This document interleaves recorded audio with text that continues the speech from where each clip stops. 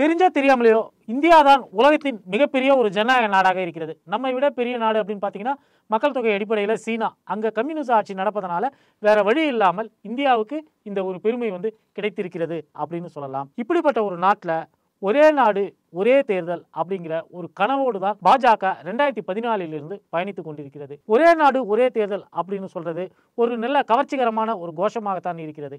இருந்தாலும் அது இந்திய ஜனநாயகத்துக்கு ஆபத்து விளைவிக்கக்கூடிய ஒரு கருத்தாக்கம் அப்படின்னு சொல்லிட்டு எதிர்க்கட்சிகள் குறிப்பிடுகிறார்கள். நிறைய தேர்தல் தொடர்பாக அலசல்கள் செய்யக்கூடிய நிபுணர்களும் அதை தான் சொல்றாங்க. ஏன்னா எப்படி இந்தியா போன்ற ஒரே நாட்டுக்கு ஒரே தேர்தல் இருக்க முடியும்? இங்கே பாராளுமன்றம் இருக்கிறது. பாராளுமன்றத்திலேயே பார்த்தீங்கன்னா லோக்சபா ராஜ்யசபான்னு 2 இருக்கு. அதை தவிர்த்து விட்டு பார்த்தீங்கன்னா ஒவ்வொரு மாநிலத்திலும் சட்டமன்றம் இருக்கிறது, மாநகராட்சி இருக்கிறது, நகராட்சி இருக்கிறது, கிராம பஞ்சாயத்துகள் வரை இருக்கிறது. கிராம பஞ்சாயத்துகளில் வார்டுகள் வரை தேர்தல் நடத்த வேண்டி இருக்கிறது. இதை தவிர்த்துட்டு குடியரசுத் தலைவர் தேர்தல் இருக்கிறது. இது மாதிரி ஏகப்பட்ட தேர்தல்கள் இருக்கக்கூடிய ஒரு நாட்டில் இந்திய அரசியலமைப்பு சட்டம் சொல்லியிருக்கக்கூடிய வகையில் தான் இந்த தேர்தல்கள் எல்லாம் நடைபெறுகிறது. ஒரே ஒரு தேர்தல் அப்படின்னு சொன்னால் அந்த தேர்தல் என்ன தேர்தலாக இருக்கும் அப்படிங்கிற ஒரு கேள்விதான் நம்ம முன்னாடி வந்து தொக்கி நிற்குது. சங்கிகள் சொல்லக்கூடிய விஷயம் என்னன்னா, இந்த எல்லா தேர்தலையும் ஒரே நேரத்தில் நடத்துவோம், அதுதான் ஒரே நாடு ஒரே தேர்தல் அப்படின்னு சொல்றாங்க. ஒரு கனவாக பார்க்கறதுக்கு நல்லா இருக்கு. சங்கிகள் இதற்கு சில சாதகமான விஷயங்களை எல்லாம் குறிப்பிடுகிறார்கள். ஆனால் அந்த சாதகமான விஷயங்கள் மட்டும் இதுக்கு போதுமா அப்படிங்கிறதா இங்கே கேள்வியாக இருக்கிறது. இன்னைக்கு ஒரே நாடு ஒரே தேர்தல் பற்றி தான் நம்ம வந்து நியூஸ் ரோஸ்ல பார்க்க போகிறோம். இப்போது அமைச்சரவை இந்த ஒரே நாடு ஒரே தேர்தல் அப்படிங்கிற இந்த முடிவுக்கு வந்து ஒப்புதல் அளித்திருக்கிறது. வரக்கூடிய நாடாளுமன்ற குளிர்கால கூட்டத்தொடரில் அந்த மசோதாவை அறிமுகப்படுத்த போகிறாங்களாம். அறிமுகப்படுத்தும் போது தான் எதிர்க்கட்சி எம்பிக்கள் தலைவர்கள் அவர்கள் சொல்லக்கூடிய கருத்துக்கள் எல்லாம் நமக்கு வந்து தெரிய வரும். Welcome to news rose. ஒரே நாடு ஒரே தேர்தல் அப்படின்னு உலகத்தில் எவ்வளவு நாடுகள் இருக்கின்றன அப்படின்னு பார்த்தீங்கன்னா ஒரு 10-11 நாடுகள் ஏற்கனவே அது பதிலாக நடத்தி கொண்டிருக்கின்றன. Sweden, Indonesia, south Africa, Germany, Spain, Hungary, Belgium, Poland, Slovenia, Albania இது போன்ற நாடுகளில் ஒரே முட்டா தேர்தலை நடத்தக்கூடிய ஒரு நடைமுறை வந்து இருக்கிறது. ஆனால் நம்ம சொன்ன நாடுகள் எல்லாம் பார்த்தீங்கன்னா இந்தியாவில் இருக்கக்கூடிய இந்த ஜனநாயக அமைப்பு கொண்ட நாடுகளா அப்படின்னு பார்த்தீங்கன்னா அப்படி கிடையாது. இதில் சில நாடுகளில் வந்து இன்னும் மன்னர்கள் எல்லாம் கூட இருக்கிறாங்க. அது போன்ற நாடுகளில் வந்து இந்த தேர்தலை வந்து நடத்தி கொள்கிறார்கள். அதாவது அளவில் சின்ன நாடுகள், இந்த சிஸ்டம் நம்மளுக்கு இருக்கக்கூடிய இந்த பார்லிமெண்ட்டு சட்டமன்றம் அப்படிங்கிற மாதிரியான சிஸ்டம் இல்லாத நாடுகள்லாம் வந்து ஒரே நாடு ஒரே தேர்தல் அப்படிங்கிற ஒரு முறையில் வந்து இருக்கிறார்கள். இந்தியாவில் லோக்சபா தேர்தலும் சட்டமன்ற தேர்தலும் 5 ஆண்டுகள் இடைவெளியில் நடைபெறுகின்றன. இது எல்லாருக்குமே தெரிஞ்ச விஷயம் தான். ஒரு லோக்சபாவுடைய ஆயுட்காலம்ங்கிறது 5 ஆண்டுகள். ராஜ்யசபாவுக்கு வந்து எம்எல்ஏக்கள் ஓட்டு போட்டு தேர்ந்தெடுக்கக்கூடியது. நேரடியாக மக்கள் எம்எல்ஏக்களை தேர்ந்தெடுக்கிறார்கள்.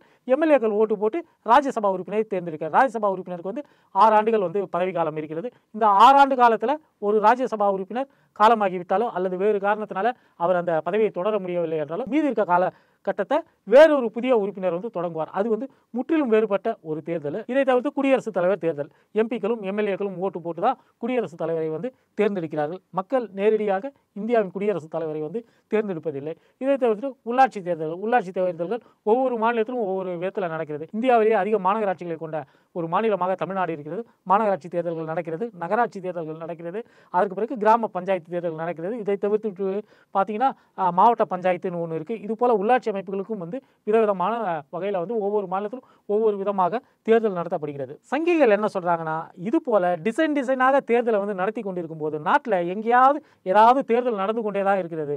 ஒவ்வொரு ஆண்டும் ஒரு 5 மாநிலத்துக்கு வந்து தேர்தல் எப்படியோ நடந்து கொண்டே இருக்கிறது. இது எல்லா தேர்தலையும் ஒன்றா சேர்த்து நடத்திட்டோம்னா நமக்கு டைம் வந்து மிச்சமாகும் அப்படின்னு சங்கிகள் சொல்கிறார்கள். அதாவது அவங்க என்ன சொல்கிறாங்கன்னா, நம்ம வாக்குச்சாவடிக்கு போய் இப்போ எம்எல்ஏக்கு மட்டும் தான் ஓட்டு போடுறோம், இன்னொரு முறை வந்து கவுன்சிலருக்கு ஓட்டு போடுறோம், இன்னொரு முறை வந்து எம்பிக்கு ஓட்டு போடுறோம். இப்படியாக 5 ஆண்டு காலகட்டத்தில் கிட்டத்தட்ட 3 தேர்தல்களில் வந்து நம்ம வந்து ஓட்டு போடுறோம். இந்த 3 தேர்தல்களில் ஓட்டு போடுறதுனால 3 தேர்தல் நடத்துறதுனால நடக்கக்கூடிய செலவு, அதற்கு வந்து அரசு ஊழியர்கள் செய்ய வேண்டிய உழைப்பு, அதை தவிர்த்து விட்டு பார்த்தீங்கன்னா டைம், அதாவது வாக்காளர்களுக்கு 3 முறை லீவ் விட வேண்டியிருக்கு. அதனால் அந்த ப்ரொடக்ஷன், அந்த 3 நாள் ப்ரொடக்ஷன் கெட்டு போயிடுது. அந்த 3 நாள் வந்து அவர்களும் வந்து டைமை ஸ்பெண்ட் பண்ணி போய் தேர்தலில் போய் வாக்களிக்க வேண்டி இருக்கிறது. இந்த குழப்பத்தை எல்லாம் தீர்க்கணும்னா ஒரே நாடு ஒரே தேர்தல் முறை தான் வந்து சரி அப்படின்றாங்க. ஆனால் ஒரே நாடு ஒரே தேர்தலுக்கு நாம் போய் ஓட்டு போட போனோம்னா வாக்குச்சாவடியில் கவுன்சிலருக்கு ஒரு மிஷின் வைக்கணும், எம்எல்ஏவுக்கு ஒரு மிஷின் வைக்கணும், எம்பிக்கு ஒரு மிஷின் வைக்கணும். 3 மிஷினை வச்சு தான் வந்து செய்யணும். ஓரளவுக்கு விவரம் தெரிஞ்ச நகர்ப்புறத்தில் வசிக்கக்கூடியவர்களுக்கெல்லாம் வந்து இந்த இது வந்து தரம் பிரித்து வாக்களிக்க தெரியும். ஆனால் கிராமப்புறத்தில் இருக்கக்கூடிய பாமர வாக்காளர்களுக்கு இந்த பிரச்சனை புரியாது. எது கவுன்சிலரு, எது எம்எல்ஏக்கான மிஷினு, எது எம்பிக்கான மிஷினு அப்படின்லாம் தெரியாமல் ஒரு குழப்பம் ஏற்படுவதற்கான ஒரு வாய்ப்பு இருக்கிறது அப்படின்னு சொல்லிட்டு ஒரே நாடு ஒரே தேர்தல் முறையை எதிர்க்கக்கூடியவர்கள் சொல்கிறார்கள். இந்தியாவுக்கு இது வந்து ஒரு புதிய கான்செப்ட் எல்லாம் கிடையாது ஒரே நாடு ஒரே தேர்தல்னா. ஏன்னா 1952 தொடங்கி 1967 வரைக்கும் கிட்டத்தட்ட 15 ஆண்டுகளில் 52, 57, 62, 67ன்னு 4 தேர்தல்கள் இந்த முறையில் தான் வந்து நடந்திருக்கின்றன. அதாவது இந்தியா முழுக்கவே பாராளுமன்றத்துக்கும் சட்டமன்றத்துக்கும் சேர்த்து தான் முதல் 15 ஆண்டுகளில் வந்து தேர்தல்கள் வந்து நடைபெற்றது. அப்போல்லாம் வந்து பஞ்சாயத்து தேர்தல்ங்கிறது ரொம்ப அரிதிலும் அரிதாக நடக்கக்கூடிய விஷயம். சில மாநிலங்களில் பஞ்சாயத்து தேர்தல் நடக்கும், சில மாநிலங்களில் அப்படி ஒரு உள்ளாட்சிங்கிற ஒரு அமைப்பே இல்லாமல் எல்லாமே இருந்திருக்கு. எல்லாமே வந்து 80களில் பஞ்சாயத்து ராஜ் சட்டம் வந்ததுக்கு பிறகு தான் இந்தியா முழுக்க உள்ளாட்சி அமைப்புகள் கண்டிப்பாக தேவை அப்படிங்கிற ஒரு முறை வந்தது. அப்படி உள்ளாட்சி அமைப்புகள் இல்லாத மாநிலங்களுக்கு ஒன்றிய அரசாங்கம் கொடுக்கக்கூடிய நிதி வந்து குறையும் அப்படிங்கிற ஒரு கட்டாயம் ஏற்பட்ட பிறகு தான் இப்போது உள்ளாட்சி தேர்தல் இந்தியா முழுக்கவே தொடர்ச்சியாக வந்து நடைபெறுகிறது. ஓகே, 1967 வரைக்கும் நடைமுறையில் இருந்த இந்த ஒரே நாடு ஒரே தேர்தல் என்கிற ஒரு சிஸ்டம் எப்படி கொலாப்ஸ் ஆச்சுன்னு பார்த்தீங்கன்னா, அதற்கு பிறகு நிறைய மாநில அரசாங்கங்கள் பல்வேறு காரணங்களால் கலைக்கப்படுகிறது. 356வது சட்டப்பேரவை பயன்படுத்தி கலைக்கப்படுகிறது. மாநிலத்தில் சட்டம் ஒழுங்கு சரியில்லை, மாநிலத்தில் இந்த பிரச்சனை இருக்குது, அந்த பிரச்சனை இருக்குது, மாநில அரசாங்கம் வந்து மெஜாரிட்டியை இழந்து விட்டது. இது மாதிரியான பிரச்சனைகளால் மாநில அரசுகள் அவங்களுடைய 5 ஆண்டுகால ஆட்சியை வந்து முழுமையாக அவர்களால் பூர்த்தி பண்ண முடியல. அப்படிப்பட்ட ஒரு சமயத்தில் தான் அவர்களுக்காக தனியாக தேர்தலை நடத்த வேண்டியிருக்கிறது. பாராளுமன்ற தேர்தல் தனியாக நடக்கும், சட்டமன்ற தேர்தல் வந்து தனியாக நடக்கும் அப்படிங்கிற ஒரு நிலைமை வந்து 1967 இருந்து தான் உருவாகி வந்திருக்கிறது. 5 ஆண்டுகளில் 3 தேர்தலை சந்திப்பதால் பணம் நிறைய செலவாகிறது. இந்த பணத்தை வந்து மிச்சப்படுத்தணும். ஏன்னா வந்து இந்தியாவில் இருக்கக்கூடிய 30க்கும் மேற்பட்ட மாநிலங்கள் மற்றும் யூனியன் பிரதேசங்களில் 4000 சொச்சம் எம்எல்ஏக்கள் இருக்கிறார்கள். அதை தவிர்த்துட்டு லோக்சபாவுக்கு 534 எம்பிக்கள் இருக்கிறார்கள். பல லட்சம் உள்ளாட்சி உறுப்பினர்கள் இருக்கிறார்கள். இப்படிப்பட்ட சூழலில் இதற்கெல்லாம் தனித்தனியாக தேர்தலை நடத்தும் போது ஏகப்பட்ட பணம் செலவாகிறது. ஒரே தேர்தலை நடத்திட்டோம்னா நம்ம சிக்கனமாக நடத்திக்கலாம் இல்லையா அப்படின்னு ரொம்ப பாரத மாதா மீது ரொம்ப அக்கறை இருக்கிற மாதிரி சங்கிகள் வந்து சொல்கிறார்கள். அப்புறம் அவங்க இன்னொன்று சொல்கிறாங்க, இது மாதிரி எலெக்ஷன் நடத்துகிறப்போ கோட் ஆஃப் கண்டக்ட்னு ஒரு விஷயம் இருக்கிறது.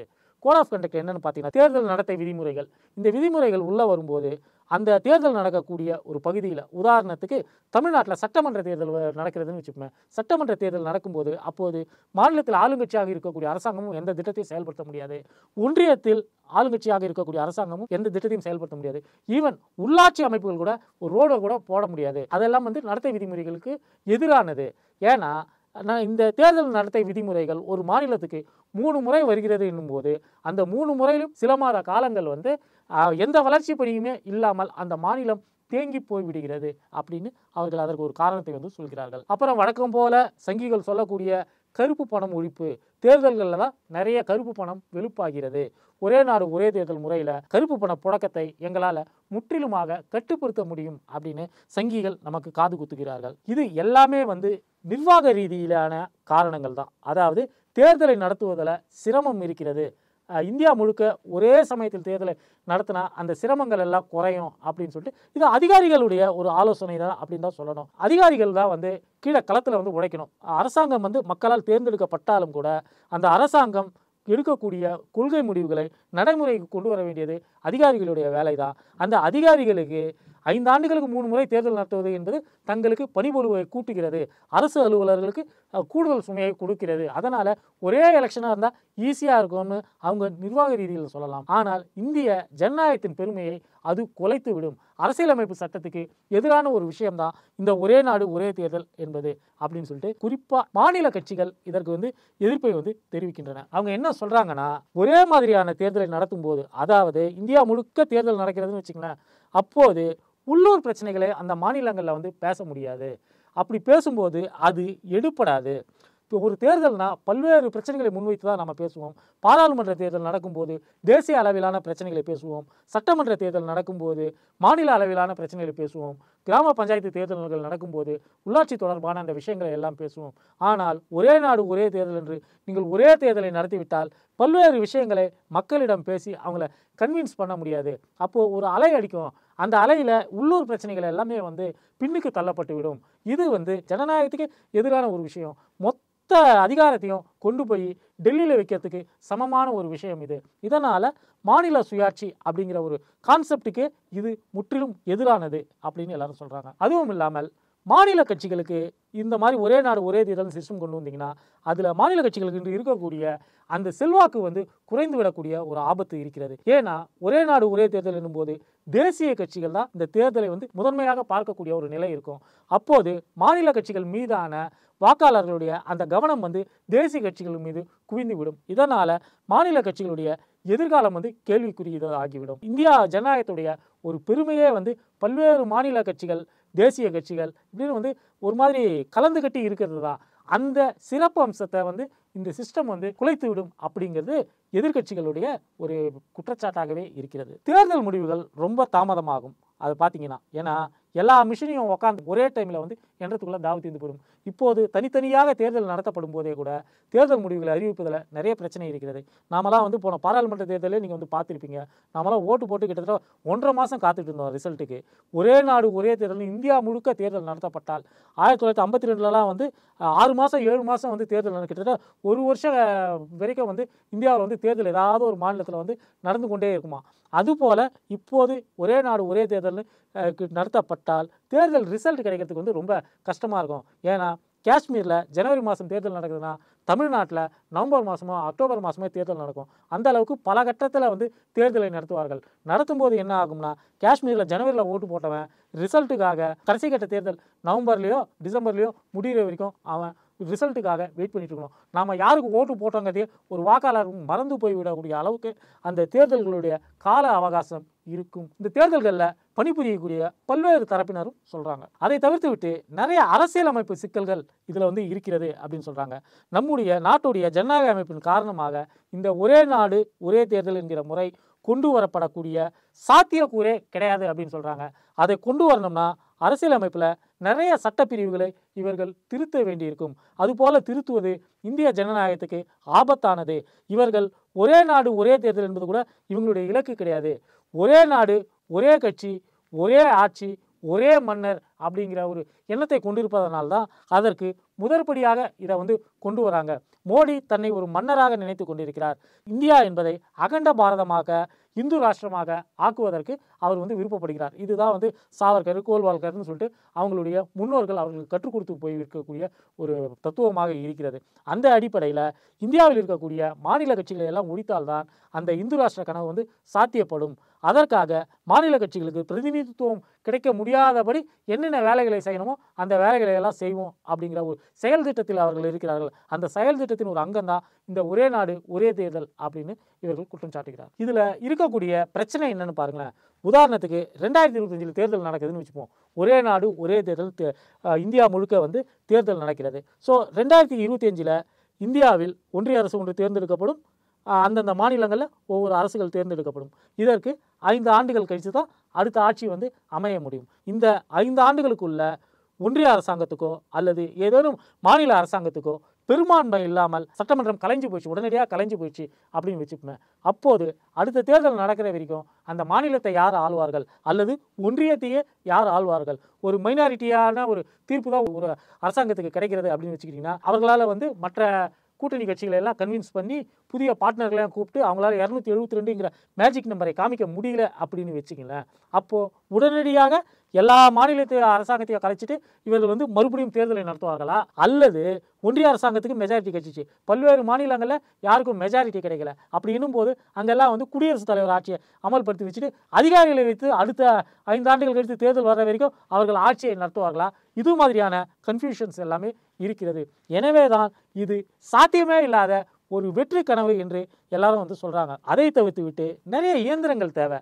ஒரே நாடு ஒரே தேர்தல் நடத்துறதுக்கு நிறைய இவிஎம் வந்து நம்ம வந்து ப்ரொடியூஸ் பண்ண வேண்டிய ஒரு கண்டிஷனில் இருக்கும். இப்போ எப்படின்னு பார்த்தீங்கன்னா தமிழ்நாட்டில் இப்போ தேர்தல் நடக்குதுல்ல, இதற்காக இவிஎம் மிஷின்ஸ் வருதில்ல, இதே இவிஎம் மிஷின்ஸை மறுபடியும் ரீசெட் பண்ணிட்டு தான் காஷ்மீருக்கும் ஹரியானாவுக்கும் எடுத்துகிட்டு போய் தேர்தலை நடத்துகிறார்கள். அப்படி இல்லாமல் இந்தியா முழுக்க ஒரே நேரத்தில் தேர்தல்னா எவ்வளவு கோடி இவிஎம் மிஷின்கள் நமக்கு தேவைப்படும்? ஏற்கனவே இவிஎம்கள் மீது நம்பிக்கை இல்லாமல் நிறைய விஷயங்களை சொல்லிட்டு இருக்காங்க.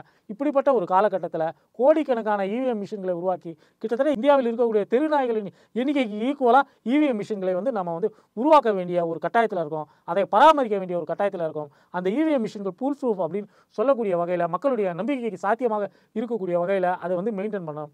இதெல்லாமே வந்து தேர்தல் முடிவுகள் வரும்போது பல்வேறு பிரச்சனைகளை பல்வேறு யூகங்களை வந்து கிளப்பக்கூடும். இதனால் வந்து இது வந்து தேவையில்லாத ஒரு ஆணி. இந்த ஆணியை வந்து பிடுங்கவே தேவையில்லை அப்படிங்கிறது தான் எல்லாருடைய ஒரு பார்வையாக இருக்கிறது. நம்ம ஏற்கனவே சொன்ன மாதிரி அரசியலமைப்பில் வந்து நிறைய சட்ட திருத்தங்களை செய்ய வேண்டியிருக்கிறது. உதாரணத்துக்கு சட்டப்பிரிவு 83 இது என்ன சொல்லுதுன்னா, நாடாளுமன்றத்துடைய அவைகளுடைய கால அளவை குறிக்கிறது. கால அளவுனா ஒரு நாடாளுமன்றம் 534 எம்பிக்கள் வந்து பொறுப்பேற்ற பிறகு பார்த்தீங்கன்னா 5 ஆண்டு காலம் அவர்களுக்கு பதவி இருக்கிறது. அதுபோலவே ராஜ்யசபையில் ஒருத்தர் உறுப்பினராக பதவியேற்ற பிறகு 6 வருஷம் வந்து அவருக்கு வந்து பதவி காலம் இருக்கிறது. இதை குறிக்கக்கூடிய ஒரு அரசியல் பிரிவு வந்து 83. நம்மளுடைய சட்டப்பிரிவு வந்து 83. இந்த 83 வந்து நாம் வந்து திருத்த வேண்டிய ஒரு அவசியம் வந்து ஏற்படும்.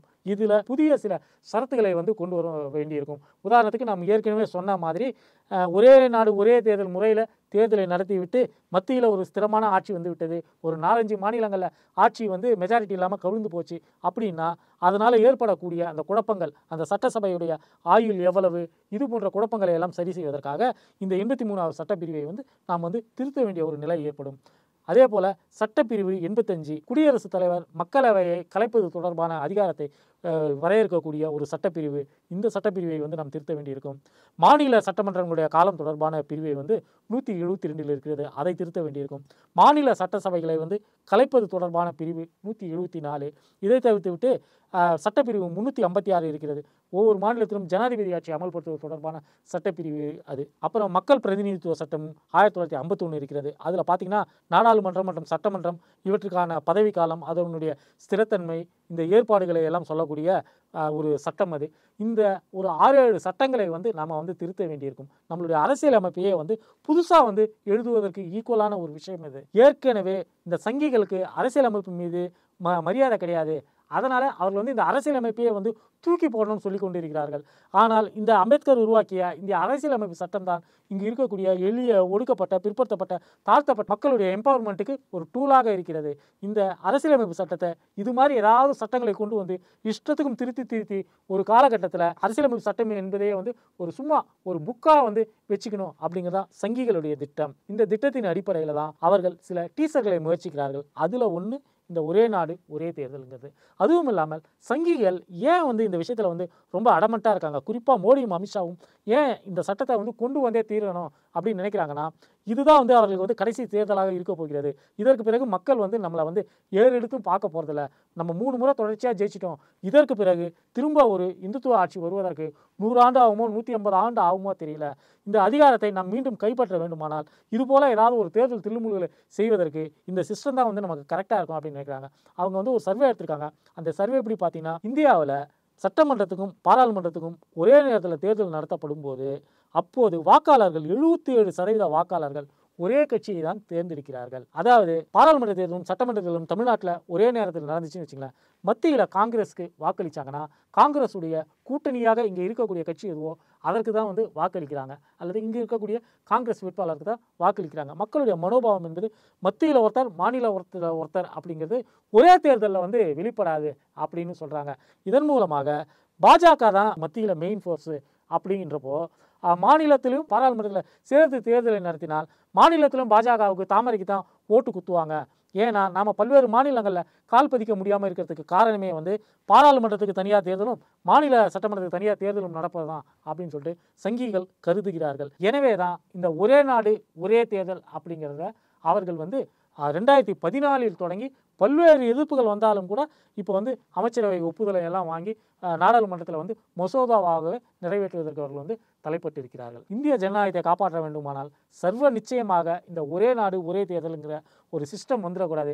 இதை எதிர்க்கட்சிகள் பல்வேறு கருத்து வேறுபாடுகள் அவர்களுக்குள்ள இருந்தாலும் ஒன்று சேர்ந்து இந்த விஷயத்தை வந்து எதிர்க்கணும். இந்தியா சர்வாதிகார பாதைக்கு போகாமல் இருப்பதற்காக எதிர்க்கட்சிகள் இந்த விஷயத்திலாவது ஒன்றுபட்டு ஒன்றிய அரசை வந்து எதிர்த்தாக வேண்டிய கட்டாயத்தில் போயிருக்காங்க. வீடியோ பார்த்தவங்க லைக் பண்ணுங்கள், ஷேர் பண்ணுங்கள், கமெண்ட் பண்ணுங்கள். இதுவரை நம்ம சேனலை சப்ஸ்கிரைப் பண்ணாதவங்க மறக்காமல் சப்ஸ்கிரைப் பண்ணுங்கள்.